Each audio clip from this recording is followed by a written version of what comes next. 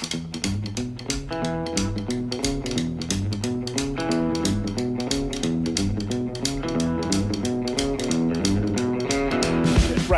John is 6'11". Correct.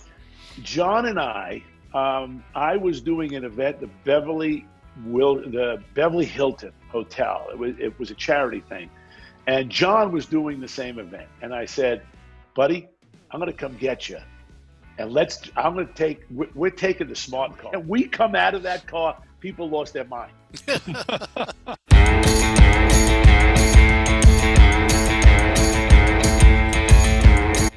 Welcome to another edition of the Talking About Cars podcast. I am Randy Cardoon, a guy who has been working out. I don't think that's muscle. I think that's like last week's beef stick.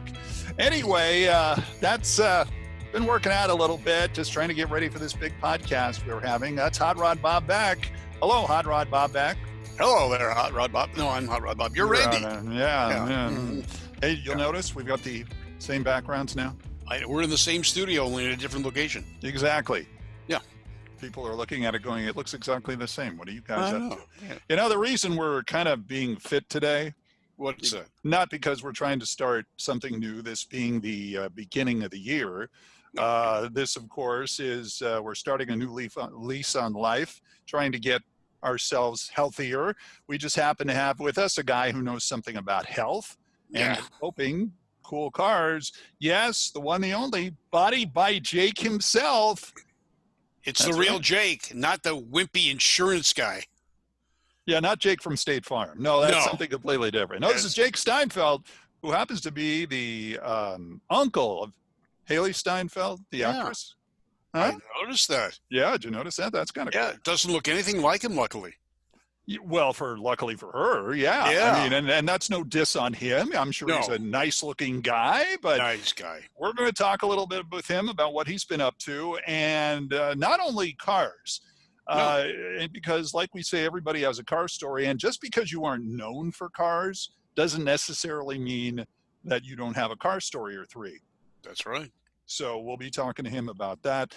Also, getting the project out of the way. Bob? Yes. You know, normally how people talk about things beforehand, just to make sure, that they know what's coming up.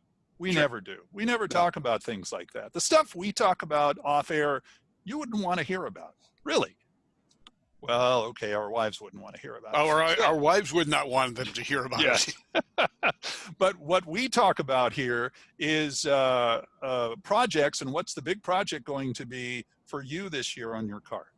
Well, we're getting a new car. It's a Brazilian handmade What's the latest on that? The engine's in. It's running. They're checking the electrical right now. And then after Christmas, hopefully between Christmas and New Year's, it'll be loaded on a truck and shipped here from Detroit. Look forward to that. It's going to be fun. Yeah, my big thing is going to be my 64 Polara. I want to get the rebuilt radio in. Mm-hmm. But, of course, as luck would have it, somebody took a cutter to the dash, and it's now rectangular where they stuck a stereo. Right. But we're going to try and do it where I don't have to pull the whole dash out. No, we don't want to do that. Yeah, there's a fashion. We hopefully will be able to keep it concealed. So we'll see. We will do that. We will see. So, that's what's going on in 2021, we hope. And that means right now we're going to go to our guest. Yeah. Certainly a guy who knows something or two about being physically fit. Ladies and gentlemen, you know him, you love him. You've seen him all over TV. The dude started a professional lacrosse league, which we'll talk about as well. Ladies and gentlemen, put your hands together for Jake Steinfeld, ladies and gentlemen.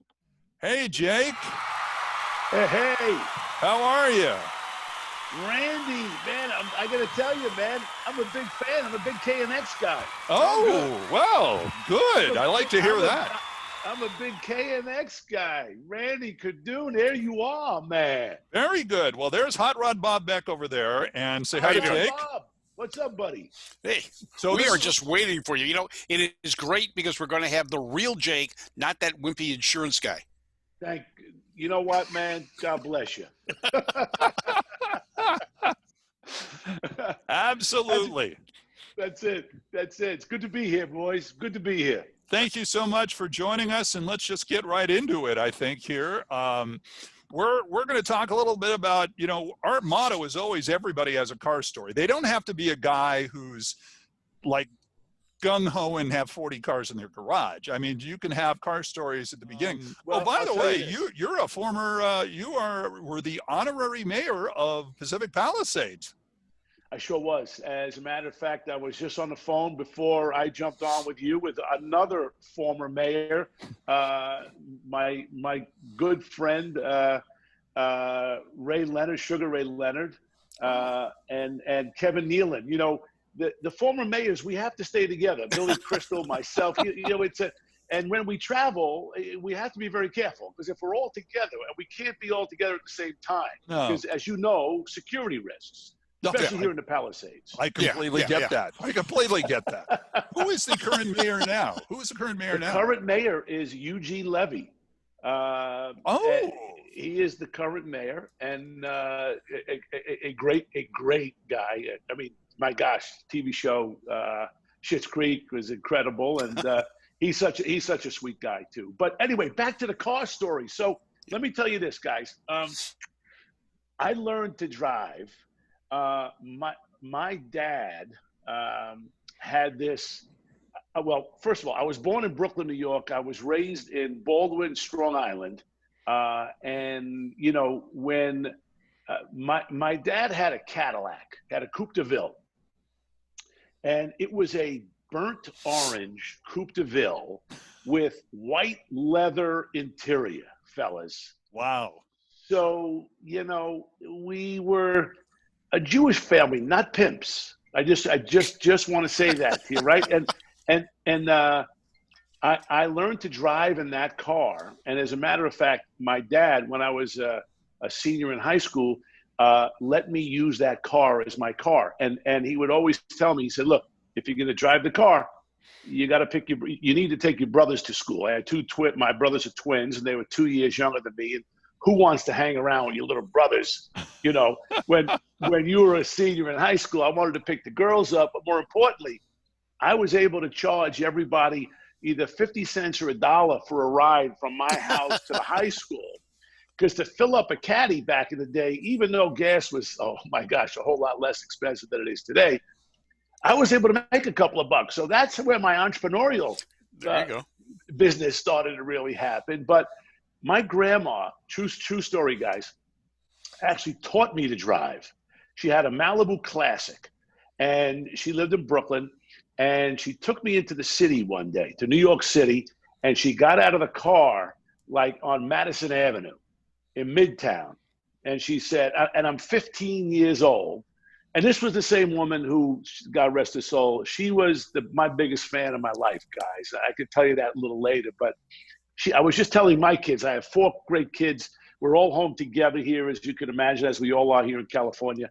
And I was telling my kids that my grandma took me to see the play Hair in New York City. I must have been 9 years old. We sat in the front row, and everybody comes under as one part of the play, the musical, where everybody goes under this white bed sheet, and then everybody comes out and they're naked. I was just going to say. And Randy, I'm telling you, man, I was like, one of those cartoon eyes. I could still visualize the moment. Let's just put it that way. So you understand the woman I'm talking about. And she says, my grandma was the greatest. Okay, drive. And I'm in the middle of Midtown Manhattan, and she is teaching me how to drive. And I learned how to drive a car in her blue Malibu Classic, driving in between cab drivers and everything. That's why today everybody doesn't like to drive. No one likes to drive with me in the car, because I'm very passionate about where I am, and I like that part of the road. So the Malibu Classic, the Caddy, but the one that really is the thing that sticks in my mind, guys, is I came out to LA summer 1977. Mm-hmm. I was 18 years old. I left college. I was upstate New York. You guys know Cornell University? Yep. Mm-hmm. Yeah. I went to Cortland, down the street. Oh, okay.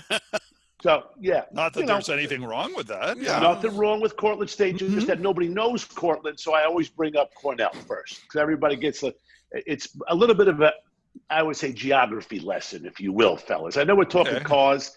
I like to encompass all kinds of great things here when I have conversations. Well, so far we're talking cars. You got puberty 5 years ahead of most of us, and we also got the other things going on in geography. All right, we'll talk about a lot of different things. Keep going on there. Well, so my dad gave me enough money when I left upstate New York. I had this dream to come to LA to become Mr. America. That was my goal, fellas.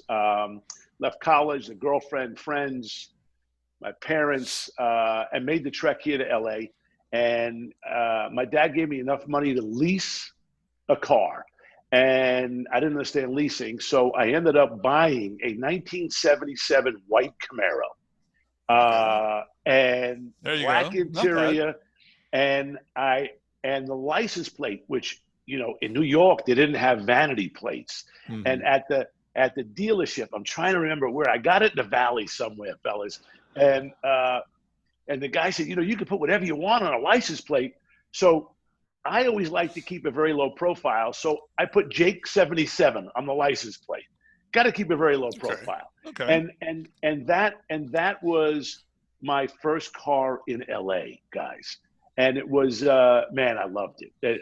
I loved it. And soon after I came out here, I had an opportunity to audition, and I ended up getting the role as Lou Ferrigno's double, the TV show The Incredible Hulk. Yeah. And I don't know if you guys know this or not.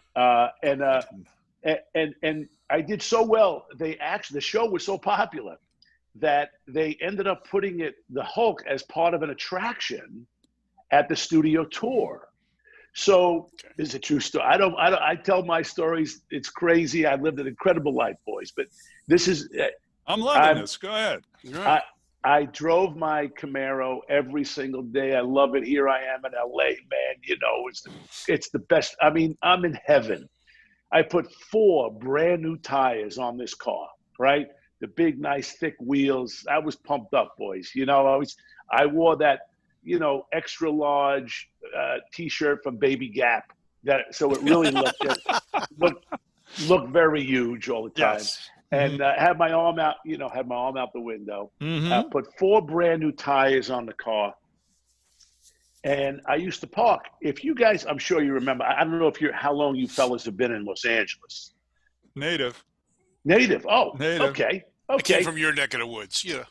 All right. So, okay, from New York. But Rand, that the studio tour was such a lovely, what a quaint place. When you go to today it's a city up there. Right. But I was part of the makeup show. There was the animal show. There was the stunt show, right? And it was beautiful. And we, as the entertainers, right, would park up on top, right, up right by the studio where the entrance was. Right. And I had a spot for myself. And when the day was over, now remember, I'm in green paint 14 hours a day. So by the time everybody left, I'm still in the shower taking off the grease paint on my face. The water-based paint on my body was easy. And I would come out. There's usually nobody there. And this one evening, I walk out. It's the middle of summer, and there's nobody there, and I'm standing in my parking spot. Uh-oh. My car was gone. My car was stolen. And it was it was the first. I don't know if you guys ever experienced someone taking something as a kid from you, or, I don't know. But have you ever gotten a car stolen? No. It was, okay, you have, well, Bob, you're from New York too. So, but here I am in LA. But here I am, I'm in LA at the studio tour. I'm thinking, wait a second, I know I parked my car here. And it was an interesting moment. But I will tell you, boys, from that moment, a lot of people say, "Oh, Jake, you got to move up. You got to get a BMW. You need to get a BMW." So, right on Lancashire, there was a BMW dealership, Mhm. and I was not making a lot of money, boys. I was doing just fine. I had an apartment at the what was the name of that place, guys? You know, where people who moved around all over the country would come. It's right by Universal Studios, the Oakwood Apartments. Oh, right. I'm there on telling these Barnum. stories, Sure. guys. You can tell I'm giving you some new stories. Usually, I've been doing a lot of podcasts and promoting things, and this is fun. This is like Good. challenging myself here. Uh-huh. So, I went to the BMW dealership. The guy convinced me that I needed to get a stick shift. Right now, my dad never taught me how to use a stick, right? Yikes. So he convinced me. Look, the easiest guy to sell is a guy who sells. Yes. So he's oh man, boy, you're very muscular. You need a stick shift, right? So he gets me into this 320i, right? Metallic gray, black interior, spoked up wheels, man. But here's the thing, fellas. You know when you buy a new car and like you smell the interior and you can't go to sleep at night because you can't wait to get up in the morning to get in your car? I was petrified to drive that car because I didn't know how to do it. So you got to understand, he gives me a lesson. I can't believe I'm telling you this story. I'm on Sunset Boulevard. I'm on Santa Monica Boulevard. Okay. Mhm. Randy, you know where I'm going. What could possibly go wrong, Jake? I make a right turn to go up on Doheny, to take Doheny to Sunset. There's a red light. Now, people know if you're going up Santa Monica Doheny, it's an upward, it's a nice little, Mhm. right? A hill. Yep. Nice incline going up. Now, for most humans, who cares? But for a dude who doesn't know how to drive a stick, I'm sweating like a farm animal. And I'm just telling you, I get stopped. And I'm counting the cars. I'm seeing them going, oh no, keep going. Red light. I'm the fourth car. So I put the car in neutral, right? Mhm. And then I'm sitting there, a little bit on the pedal, little bit on the clutch. I'm just trying, and I'm rolling back a little bit. And guys, I am seriously sweating like Albert Brooks in broadcast news, right? I'm dripping wet. The light goes green. I put my foot on the gas. My foot comes off the clutch. I stall. I start the car. The windshield wipers go on, right? I turn the radio off. The windshield wipers are on. 2 lights, fellas. 2 lights. I missed. People are beeping. LA. They're beeping. I finally get out of my car and I go, somebody help me. It's a true story. And this nice woman gets out of her car. She goes, are you okay? I said, I don't know how to drive a stick. She goes, what are you doing in this one? I go, please, could you just pull it over to the side? No, don't. Could you pull it on top and pull it off on the other side? I'll take your car. Yeah. True story. Wow. Yeah, So I mean, how many people out there have had that problem? And before you know what a handbrake was and all that other situation, how crazy. Did you ever buy another manual transmission car after that?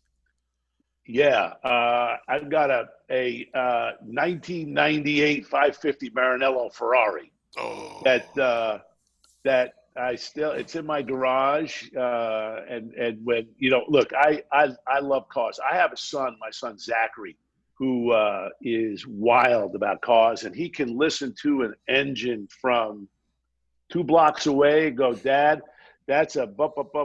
That's a Lamborghini. And he is masterful at it. He draws engines and designs what new cars could look like. He's an amazing young guy. But Wow. Bob, honestly, which is another. I'm always about stories, but I love fast cars. I don't drive them fast. I got to be very friendly. Another fun story for you. I had a television network called Fit TV. I don't know if you guys remember it or not. Yep. That it was the first linear fitness television network. Launched it in 1993 and sold to Rupert Murdoch in 1998. But during that time, my partners were people like the folks at Time Warner, Cablevision, and the Family Channel. So Tim Robertson, who ran the Family Channel, I did a sitcom on the Family Channel from 1990 to 95 called Big Brother Jake. And when I launched, so when I launched Fit TV, Tim and I got to be very good friends. Tim is a big car guy. And Randy, a lot of the cable guys were very big car guys. Guys like Leo Hendry, and they used to go to Road Atlanta. They would send their Porsches there, and they'd take the road course. So as a business idea, I thought, I need more subscribers, more eyeballs. You guys understand ratings and everything. So I was just growing my fitness network, and I said, I have an idea. So Tim Robertson loves racing cars too. I had just met this guy, Gianluigi Buttoni, who was the president and CEO of North America Ferrari, right? Okay. I was doing a short-lived magazine called Body by Jake for a company called Hachette Philippe Hockey. The publisher was very good friends with Gianluigi, and his wife was a model. And he said, Jake, could she come in? You know, it'd be nice if she was in your mag. Of course, I'll put her in the magazine. So I got an opportunity to meet Gianluigi. I find out from Tim Robertson that, hey, wait a second, Jake, we have this plan to go to Road Atlanta. We're inviting all the cable operators. And just so everybody knows, this is before streaming. I mean, you're talking DirecTV just came on to the world, and cable was it, right? So TCI, Time Warner, Cablevision, I mean, Adelphia, Comcast was like the number 9 family, just so you guys know, all right? So I have this idea, which I pitched to my friend Tim Roberts, and I said, I'm going to call my buddy Gianluigi, and I'm going to see if he can send like 9 355 challenge cars to Road Atlanta so everybody can try the car. I've got a good feeling. These are rich guys. They love cars. Gianluigi's there with cars. The guys get excited. He sells some cars. I get subscribers. Everybody wins. Tim goes, I think it's a great idea. Call your buddy. Now, I had only met Gianluigi a couple of times. So I call him up and I say, I have this great idea. Are you familiar with Leo Hendry? And I give him all the CEOs of the cable companies. And most humans don't know the CEOs of cable companies. And he's going, Jakey in this great Italian accent. By the way, Gianluigi Buttoni, look him up. He is at a central casting. If someone said, what do you think the CEO of Ferrari looks like? It's Gianluigi. He's got that thin, big head of black hair with that Ferrari racing suit on, man. And it's like, come on, man, it's too perfect. It's too perfect. But that was him, and he was an awesome guy. I call him up. He doesn't know any of these names. Now, he's not like a buddy, like we go back a long way. I said, listen, I got a great feeling that if you bring these cars, these guys will buy these cars. He says, I don't know. Long story short, we left the conversation with a maybe. So we're at Road Atlanta. By the way, I put on a little exercise routine for the 12 heads of these families, right? Now, we had a dinner the night before, and I told the guys, 6 a.m. tomorrow morning, we're doing a little workout. I hired a couple of models, just so you know. And what was kind of fun about this conversation, boys, was, at about 5:30 in the morning, the models show up. And I said, look, these are very important guys, very important. Just do a little stretch, give them a little, make them feel good. We're going right from here to Road Atlanta. And you have to understand. So Tim Robertson is the Family Channel. That's Pat Robertson, right? Who's a terrific friend and been so nice to me.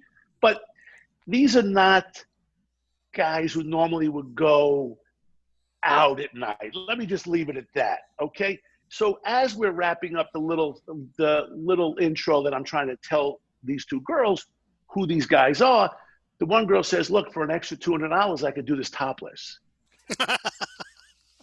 And I said, don't ever say that again. Just do not say that again. Wrong people. Wrong show.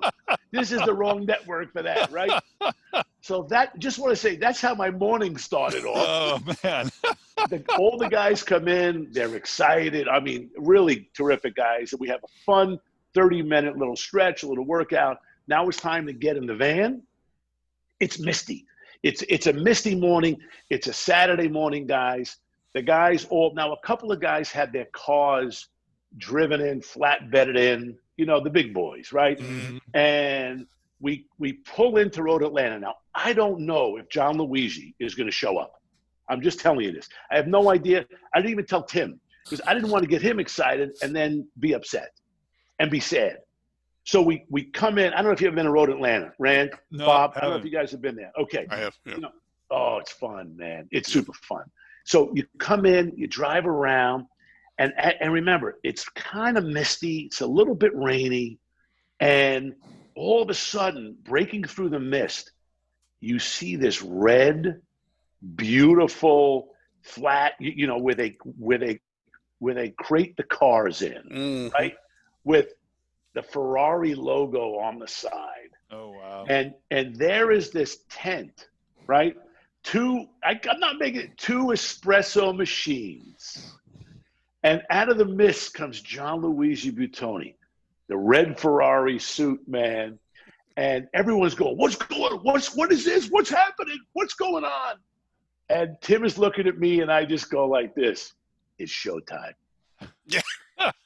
And the guys got out. We had a great afternoon driving these 355 challenge cars, fellas. Incredible. So I get this great feeling, right? Like and by the way, they sold all 9 cars. Wow. Sold all 9 cars. You're now John's best friend. You realize that? Yeah. Oh, well, listen, let me just say this. It's Jean Luigi. So it's John Luigi. Okay. Yeah. So that's what I think, Rand. I think he and I are best friends. So he calls me, the next couple of days, Jakey, magnificent, magnifico. And I said, John Luigi, listen, man. I said, that's what I told you. I don't mess around with this kind of stuff. If I say I'm going to do something, I try to make it happen. He said, anything I can do for you? And I said, look, man, that 550 Maranello is getting ready to come out. I think I deserve one. He goes, Jakey, you got one. Like that. You got it. Okay? Nice. Now, I don't tell my wife anything. I don't say anything. I figure, let's see what happens. So cut to, it's, and by the way, at that time, and you guys can look this up, it was the most popular Ferrari, right? It was the newest one coming. It was 2 years on, back, right? So you literally had to sign up for the car. It was a 2-year waiting list for the car, okay? Mm-hmm. I get a phone call from Beverly Hills Ferrari. Giacomo was his name. Great guy, too. He says, Jake, your Ferrari has arrived. And I'm going, this is absolutely incredible, man. Could I have the address? I give him my address. He says, how do you want to settle up? And I go, settle up for what? Well, how are you going to pay for the car? I go, what are you talking about, paying for the car? I said, John Luigi's getting me the car. He says, yes, he did. He got you the car. You didn't have to wait for 2 years. You waited 3 months. I go, are you shitting me? I go, how much is the car? He said, it's $250,000. Ay, caramba. He said, is there a lease program on this thing? And all I'll tell you, fellas, I said, well, $250, huh? I said, don't tell my wife. Wow. And they brought it here, and it's been great. And I think I literally I got the Tubi exhausts on them, man, and it's a beast. And look, Randy, you know this. Bob, you know this. In LA, 6-speed, man, V12. You go from 0 to 2,000 in a second, but on Sunset Boulevard, you got to keep the car in the first gear because you can't go from anywhere to anywhere. Yeah. And the second you start and light it up, man, I mean, I can turn the corner from my house and I set car alarms off wherever I go. And fun though. That's a Yeah. lot of fun when you do that. All right, now It's you learn really to drive fun. you learn to drive in New York. Do you verbalize like New Yorkers do when people in front or alongside you don't drive the way you expect? Bob, I have I have mastered being able to curse with a smile when I'm driving my car, and people with me. And by the way, my wife gets mad at me. That's my release. Look, we listen. We're having a good time. You have to be safe today. It's not like the old days, where you can curse somebody or yell at somebody. Mm-hmm. Today, I mean, it's a little dangerous. But I will tell you, I have mastered saying off with a smile. An expert at the craft. Oh, if you like will. this. I've got to have my wife listen to this because this is what I do the same thing, and she doesn't understand. I tell it's a New York thing. It's ingrained in us. You have to. It's the horn and the mouth. They go at the same time. But you know what's funny? I don't use, here I don't use the horn as much as I use my mouth. But the mouth, I keep the windows up. Yeah. And worst case scenario, people pull up and they go, hey, Body by Jay. And I go, oh, man. When you learn. Yeah, absolutely. Well, that's really a cool car story. So I'm curious, aside from the Ferrari, what else do you have in your garage? We got Range Rovers. I got the Porsche Cayenne for my wife. I got this new Jeep, man. We jacked up this 2019 Jeep. And wait, I'm missing the whole thing, fellas. 2005, I got the second smart car that came into Southern California. You in a smart car? You have a smart car? Listen, I got the smart, forget the smart, I got a smart car with flames on the side of the car. And I got red wheels. And it's hysterical. One of the first guys that I was at the Beverly Hills dealership, Beverly Hills Mercedes in Beverly Hills, right? I used to love Mercs, man. I was a big when I got my first. Look, the thing that changed my life, guys. I'll get to the smart car in a second. The thing that changed my life was, I was the first guy to do personal fitness training and made it an occupation. And a great little story there. Doing the Hulk. I had moved from one apartment to another apartment in Studio City, California, and which is right by the studios. And it turned out to be an apartment complex where a lot of actors and actresses live. Mostly non-working actors and actresses live. Got to meet a lot of people. And this one day I'm sitting at the pool, which is this, understand, every good musclehead does. You go to the gym in the morning, you catch rays during the day, and I bounced in a bar at night. And this actress had come over, and I had known her a little bit, and she said, I see you out here all the time. And I said, yeah, I see you walking around. She says, listen, I've got a Club Med commercial that I've got to get in shape for. I've got 6 weeks to get in shape. And I'm kind of wondering if you can help me because, I like you, but I don't want to look like you. And, and I said, no, just understand the timing, fellas. 1979, top of 1980, right? So this is when, Jane Fonda had just come on the scene with the high impact aerobic classes. And as a bodybuilder, women were very intimidated by using weights. They thought they were going to get big muscles. So she introduced herself to me again and said, could you come to my boyfriend's house? My boyfriend is staying at his partner's house for a little bit. Could you come over there and do the workout? And I said, yeah, sure, no problem.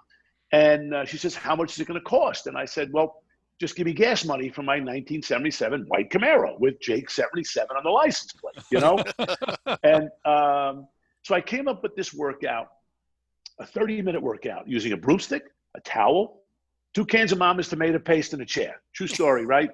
30-minute workout. Listen, I love going to the gym, but I was never a guy to go in the gym and like to hang around. Get the workout in, get out.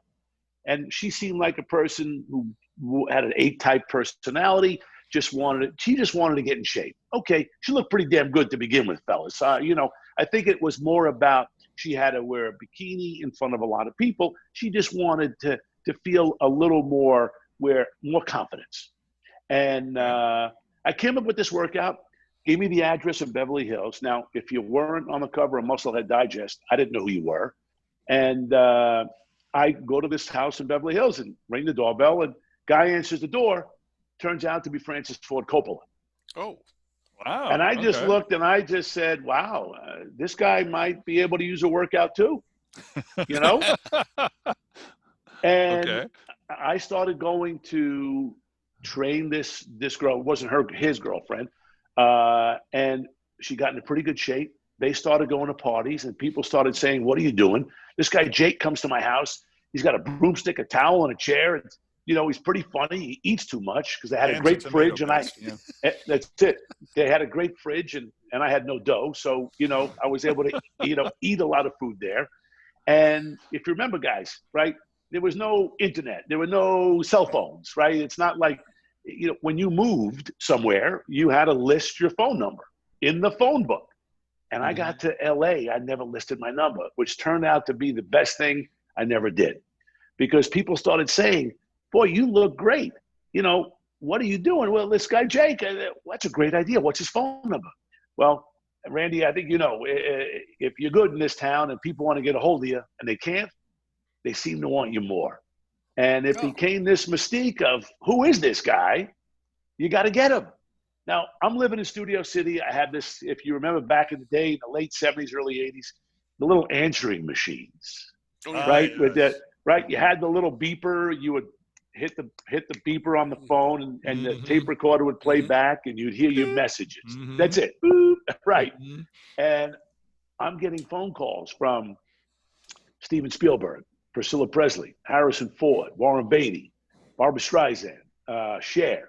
I mean, you name it, people are calling. And I learned the greatest lesson of my life with these great folks is that they're no different than you and me. The only difference is they had a dream, and they never quit on their dream and never took no for an answer. And that gave me all the incentive in the world to say to myself, I might never direct ET2, but I'm going to have my own success in life. And what changed everything, boys, was I was driving my Camaro, and then I had my BMW, my little 320i, which I did learn to navigate. But I used to park outside the house and then ring the gate. And my dream was I wanted a 450 SL. That's what I wanted, the black on black, 450 SL coupe with top comes down, man, that's what I wanted. That and a black Corniche convertible. The black Corniche convertible, I went to in the Valley. Before that, I used to love to stare at that car. And it was Terry York Rolls Royce. That's if right. You remember it, man. On Ventura Boulevard. Yeah. On Ventura Boulevard. And the mistake I made, I was just 18 years old, and I had my Camaro still, and I walked in. I had my sweatpants with no elastic on the bottom of the sweatpants, and I'm standing in there, and some man comes up and says, "Can I help you?" And I says, "Yeah. What kind of gas mileage does the Corniche get?" He says, "Son, if you have to worry about the gas, you can't afford the car." I go, I'm not going to say that again. and so all I wanted I wanted is 450 SL. And I had saved up a few $1,000s, and I had an opportunity to get a condo or buy this car. And I bought the car. Smart move. And let me tell you this, boys, it changed everything about who I was as Body by Jake. Because all of a sudden now I pulled up to Priscilla Presley's house, right? I rang the buzzer and the gates opened. So I was no longer, with all due respect, right, to landscape folks, guys who clean the pools, interior design, whatever it was. Now, come on in, right? It's that perception becomes a reality. And wow, this guy's driving a brand new 450 SL. He sure as hell ain't a gym teacher. And it really changed everything for me. And I was able to sit at the same, not that I couldn't before, but that car was, oh my gosh. I was a big Mercedes guy for a long, long time. And then I just wasn't. And then I became, I got into Range Rovers, which I've always loved. But the smart car in 2005, I was getting a Mercedes tuned up, and I was walking around. And at the time, if early on, they were selling the smart cars on the other side of the Mercedes dealership. I go, come on, this is not safe. And I go, no, it's built like a shell and the whole thing. And I got in it. I said, all right, I got to get one of these. And I was the second guy to get the car in Southern California. And the same day, John Sally, I don't know if you know John Sally is, right? The basketball Laker player. Yeah, right. Yeah, right. John is 6'11". Correct. John and I was doing an event, the Beverly Hilton Hotel. It was a charity thing. And John was doing the same event. And I said, buddy, I'm going to come get you. And we're taking the smart car. And we pulled up in this smart car. By the way, we both fit. I mean, at the time I'm 225 now, but I was about 240. And John is, John's a monster, and we come out of that car, people lost their mind. It was like Ringling Brothers. Well, yeah, Barnum and Bailey. Not since Will Chamberlain got out of a Volkswagen did that happen. Yeah. That's it. That's it, man. That's it. That's classic. That is classic. Okay, so all these great cars that you had at one time, if you had a chance to get one of them back, a car you no longer have, but you'd like to get it back, which one would it be? The one that got stolen, the 77 Camaro. I think that would be something my sons would go nuts for. I mean, that was such that was such a simply elegant car, boys. Just the lines on that car were great. It was cool.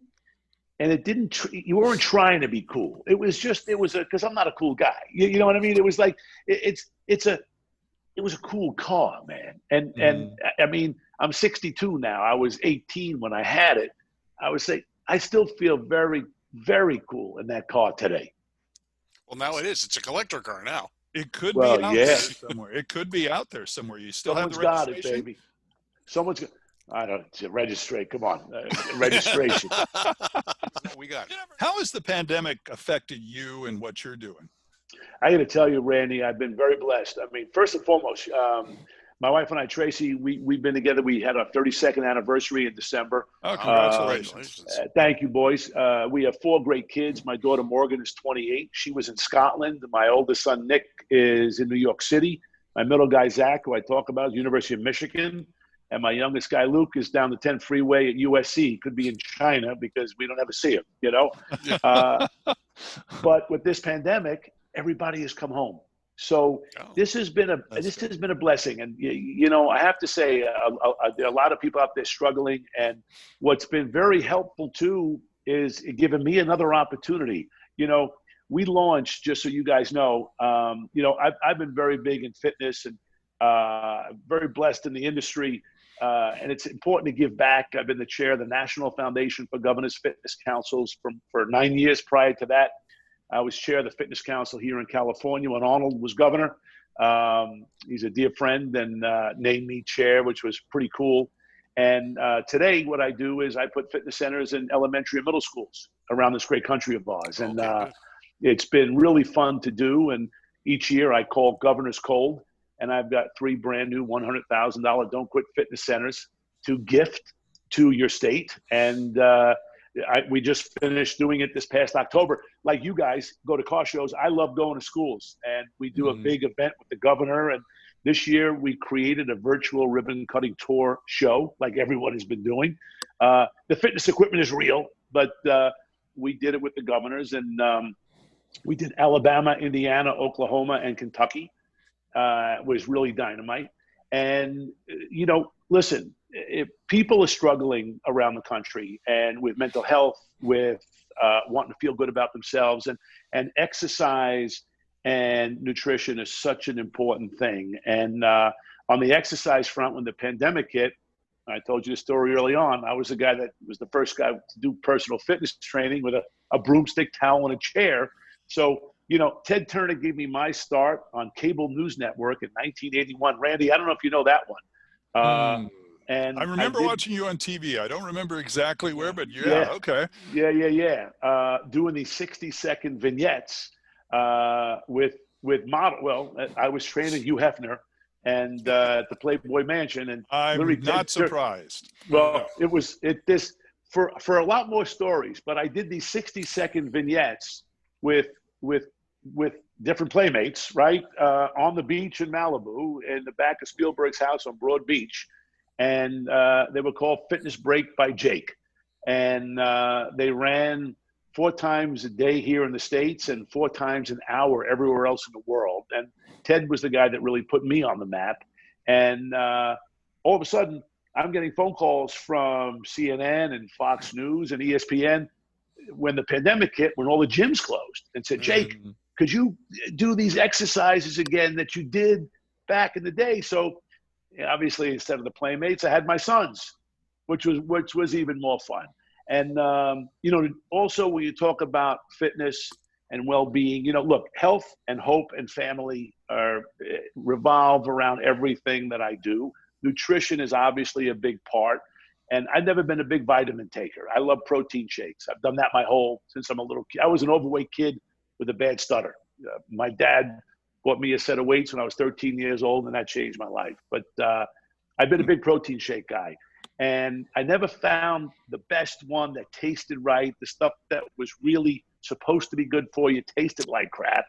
And I said, I think I can do this better. So the last couple of years, we've been working with some great folks at Keurig Dr. Pepper and a partner of mine named Danny Stepper, a company out here called LA Libations. Guys, Steve Jobs, right? You've heard of him and what he did in Silicon Valley. This young guy does the same thing as a beverage incubator right here in El Segundo, California. We met and we looked at an opportunity, and I said I wanted to create the first clean label nutrition shake that, no soy, corn, wheat, artificial flavors or sweeteners, gluten-free, kosher. Oh, by the way, it's got to taste delicious. 26 vitamins and minerals, right? And the brand is called Don't Quit. I trademarked those words in 1981. I was given a poem in 8th grade when I was cut for my 8th grade basketball team. I wasn't much of a student. I sure as heck wasn't a poet. And I don't know why I kept it. I remembered it. But the last 2 lines of the poem are, stick to the fight when your hardest hit. It's when things seem worst that you must not quit. And I've used Don't Quit as a sign off of every show I did, like subtitles of books, but never front and center. And I'm going to show you guys this. So this is it right there. Okay. This is Don't Quit. So imagine opening the fridge in the morning, boys, and seeing those 2 words, Don't Quit. The great thing about this is Orangesicle, by the way. Bob, you're an old school New York guy. Creamsicle. Yep. I'm gonna hit a few of these a day. Okay. I mean, the great thing about this, it's convenient, it's affordable, it's at Walmart, Ralph's, wherever, at don'tquit.com. We have a max version too, which is 30 grams of protein and 1 gram of sugar, and chocolate and vanilla. And it's been great, Randy. I have to tell you, it's look, it's how you deal with situations and how you deal. And if you have people around you that support you and you support them, you can get through any kind of challenge. And life's about moments. And, this is one of those moments that we're all living in. And a year from now or 2 years from now, you're going to tell stories of what it was like during the pandemic of 2020. And we talk a lot with our kids like that. And look, we're guys, we're on the back 9. This next generation, they're coming up now. Don't look at me like that, Randy. Don't look at me like that. Wait, what? What do you mean? Randy can do. This is KNX 1070. Randy. Yeah. I'm talking to Randy, man. This is absolutely this is the best. Oh, you're being so kind. You're being so kind. Okay, I gotta throw this at you. Everybody has a list of the top cars you want one day. One day when you get tired of the Ferrari, or you want to trade it in, or you want something else. Give me the top 3 cars on the Jake Steinfeld list of top cars I want someday. Well, I've been there's not a want really. I will tell you the one I'm going to get. I'm signed up to get that new. I'm signed up to want to get one of the new Broncos. I'm excited for that, and I'm toying with the idea of that SUV Lamborghini. Which is pretty ballsy. And I've been a Range Rover guy ever since the movie The Player came out. And I've Hot Rod Bob, that, man, right? Yeah. Ever since that, I think it was 90. What was that? What year was that, boys? But it was at 93, 4, 94, 5 right now. But I got the Rover, I think that the same year that movie came out, and had them ever since. And they've been great. I mean, they are fabulous, fabulous cars. But I saw that Lamborghini SUV and I go, not a chance. And I sat in that thing and I go, oh, there's a chance. Yeah. Comfort. That's one thing those high performance SUVs have. It's, it looks a little different, but then you sit down and it's just too comfortable. It really is. You know what though? I got to tell you, maybe we're all the same and everyone who listens is the same, but I used to be a guy that, I would, before I went out, my car had to be tip top, man. I used to armor all, worst thing in the world, for the wheels and all the stuff, the interior. And I'd have a diaper with me, a cloth diaper, and just wipe the car down and, man, massage it and everything else. And as I gotten older, man, I love cars. I've always loved them. I'm more excited about them now because my sons love them. So that's what really keeps my passion up, boys. Mm-hmm. But for me, I like when my kids get their eyes wide open and they go, wow. And I go, you know what, man, one day you're going to buy your dad one of those. So that's what I'm waiting for. There you Absolutely. Go, yeah. Okay, I got to ask this. Lacrosse, you and your sports league, the Major League Lacrosse League, how did that happen? Because at one time I understand you were actually thinking about getting something involved in the NBA. Yes. Yeah. Well, when I sold Fit TV, Randy, in 1998, and you know this, man, because you're an LA guy and you're a sports guy, and I'm glad. I always wanted to do KNX with you about this moment. If you remember in 1998, everybody in LA were buying minor league baseball teams. Right. And I was not I love baseball, but I was not passionate about that. And there was nobody for me. All the guys I knew were all Hollywood guys. And there was nobody for me to have someone mentor me about going about buying an NBA team. And that's my first love. And I told you about the short-lived magazine that I did called Body by Jake. I was 6 weeks away from my first issue coming out. And I had no advertisers, zero. And I'm a big believer as an entrepreneur. I read everything. Read it back in the day, Advertising Age, Ad Week, Hollywood, whatever, New York Times, LA Times, Wall Street Journal. And I'd circle names. If I knew them, yes. If I didn't know them, I called dialing for dollars. And I was going through Advertising Age one day and I saw this guy's name. And I go, wait a second, I know this guy. He used to be at Reebok. He was a chief marketing officer at Reebok. My first endorsement deal, Paul Fineman, the CEO, great man, was the main guy at Reebok, signed my first deal in 1981. And this young guy was really kind of cool. And he had just got the job to be the CMO at Ford in Detroit. And I said, oh, wow, this is great news. Now, I'm with the publisher Hachette Filipaki, right? So the publisher was doing a magazine called George with John Kennedy Jr., right? Mm-hmm. And a magazine called Swing for Ralph Lauren's son, David. Okay, just those are two, and mine, and but a number of others. I call this guy, Dave, who used to be at Reebok, and I get him on the phone. He's now the CMO at Ford. I go, Dave, congratulations. He goes, Jake, great to hear from you. I said, buddy, I've got this brand new magazine. I've got my first issue coming in 6 weeks. I need 5 pages advertising. He goes, Jake, I just got hired here a week ago. I said, that's why I didn't ask you for 10 pages. Come I on, love man. negotiating. Come on. Yeah. Come on. I like this can't guy. do it. I like the way he goes, thinks. I can't do it. Give me a month. I go, a month? I'm out of business. And he's telling me he can't do it. I go, how about this? How about I deliver John Kennedy? He goes, what'd you say? I said, yeah, how about I deliver John Kennedy? He goes, wait, you're going to bring John Kennedy Jr. to Detroit? I said, is that what I just said? He said, I'll tell you what. If you bring John Kennedy to Detroit, I'll find money for your page. I said, as a matter of fact, I'll even throw in Ralph Lauren's kid. He goes, all right, okay, you can bring him too, but I want to be John Kennedy. Now, by the way, I hung up the phone. I had never met John yet, right? So I called the publisher and I say, David, I told him the story. I said, could you introduce me to John? He says, come to New York and we'll spend a couple of days and then we'll all take the Challenger over to Detroit and we can make our pitches. He goes, are you confident we'll get paid? I go, I guarantee we'll get pages.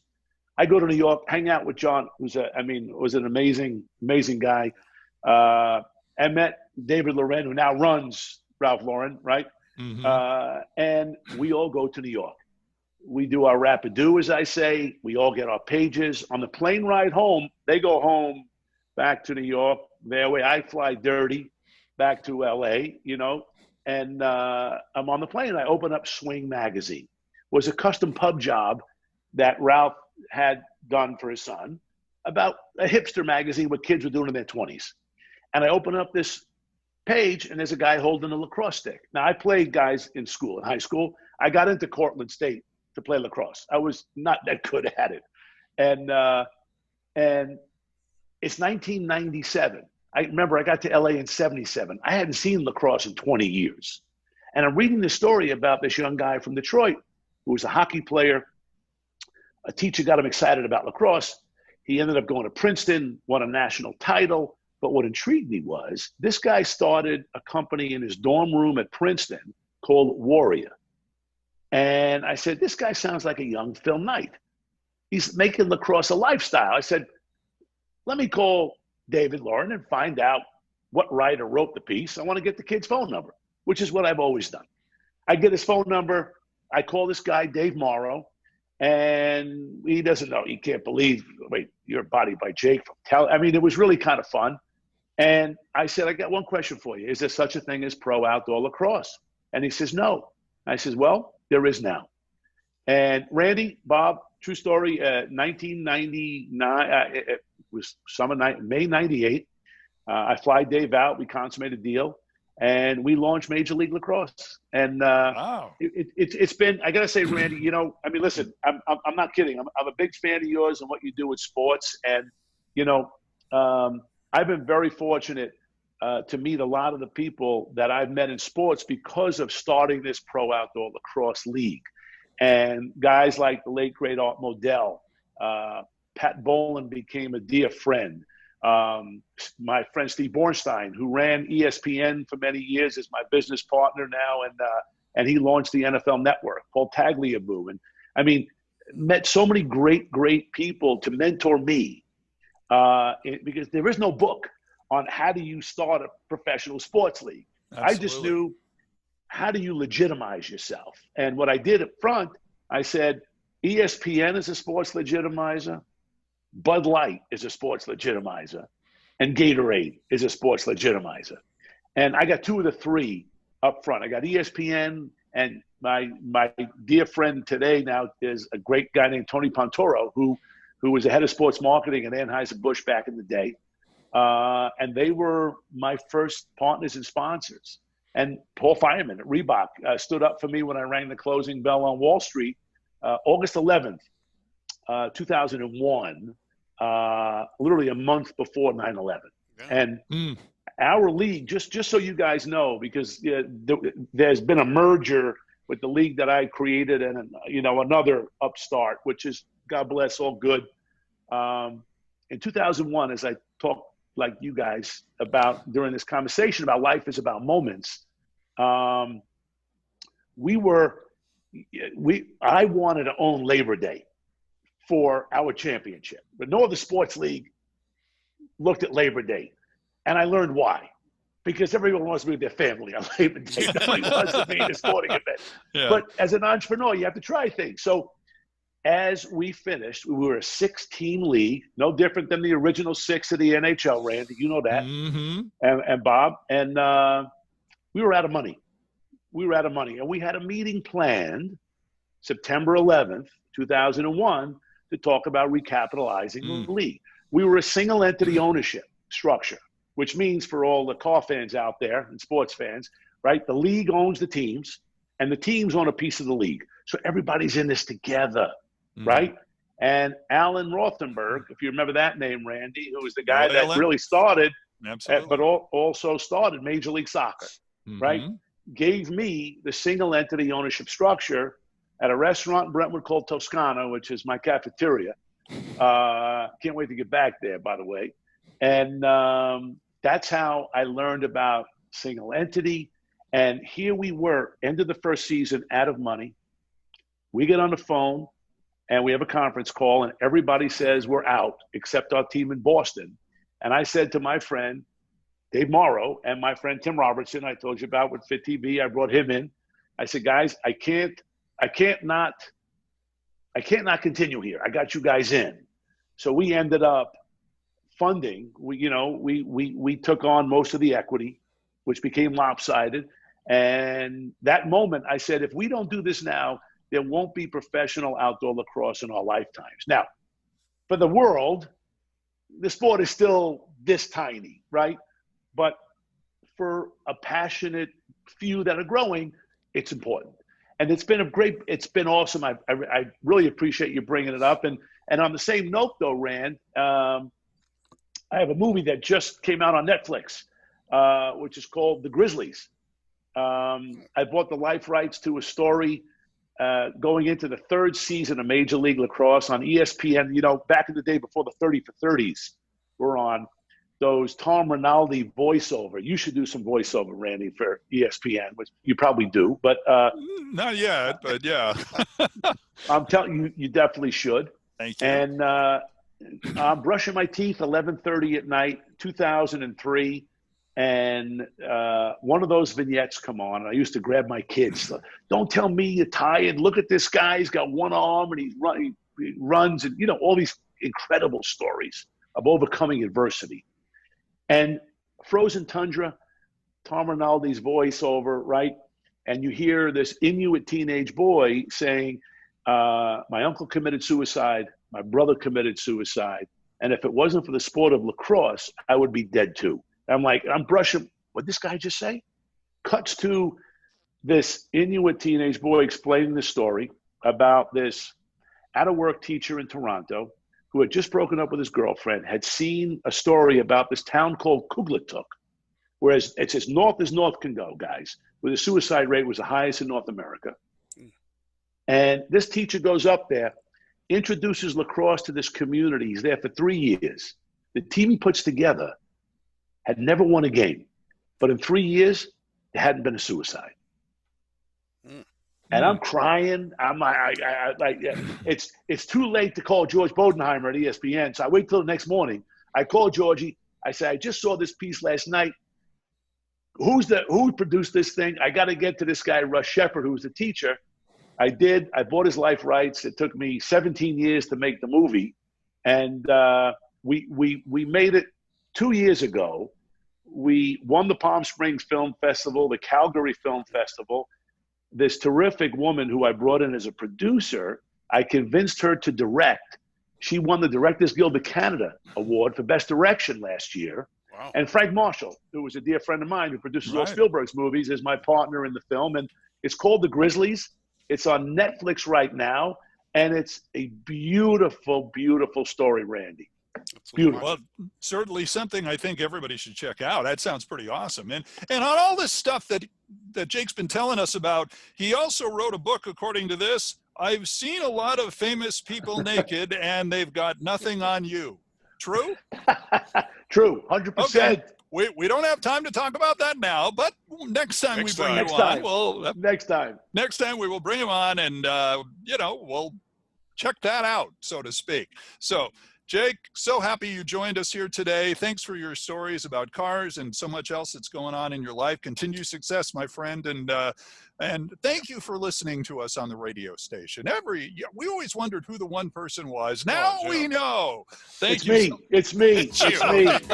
It's me. Boys, Jake does it. Yeah. That's right. Hey, everybody, don't forget, remember to listen, like, and share. Most important, subscribe to our audio podcast on radio.com or video podcast on the Two Tired Guys Productions YouTube page. When you subscribe, you will be notified when a new show goes up. So that certainly helps all of us. And don't forget to follow us on social media, on Facebook, Twitter, and Instagram. Bob, did you have something to say at the end? Hey, we have got the great Jake with us today. We do. Until next time, I'm Randy. That's Bob. That is the great Jake. Don't quit. Don't quit. Right. Don't quit. Having fun talking about cars and more. We'll see you next time, everybody. Happy New Year. Take care. Happy New Year.